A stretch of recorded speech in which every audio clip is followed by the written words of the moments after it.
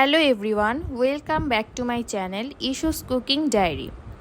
আজ আমি আপনাদেরকে রান্না করে দেখাবো চটপটি। খুব অল্প কিছু উপকরণ দিয়ে চটপটি ঘরেই কিন্তু খুব সুস্বাদুভাবে বানিয়ে নেওয়া যায়।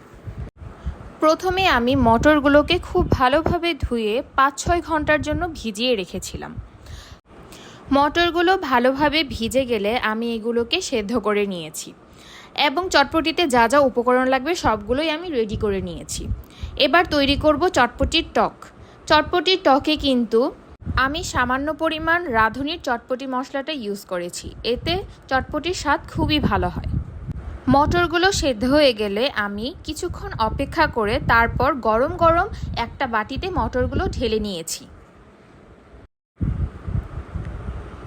তারপর একে একে আমি সবগুলো উপকরণ মিশিয়ে নেব। প্রথমেই দিয়ে দিচ্ছি বিট লবণ, তারপর দিয়ে দেব পেঁয়াজ, কাঁচামরিচ, শসা, ধনিয়া পাতা এবং রাঁধুনির চটপটি মশলা।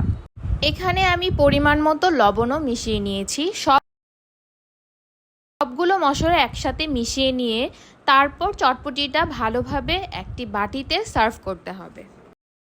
ঘরে থাকা অল্প কিছু উপকরণ দিয়ে এইভাবে সহজে কিন্তু চটপটি তৈরি করে নেওয়া যায়, আর খেতেও বেশ মজা হয়। আপনারা চাইলে সন্ধ্যের নাস্তায় এটি ট্রাই করতে পারেন। একদম শেষ পর্যায়ে আমি ওপর থেকে কিছু পেঁয়াজ এবং কাঁচামরিচ দিয়ে সাথে ডিম কুচি করে দিয়ে নিয়েছি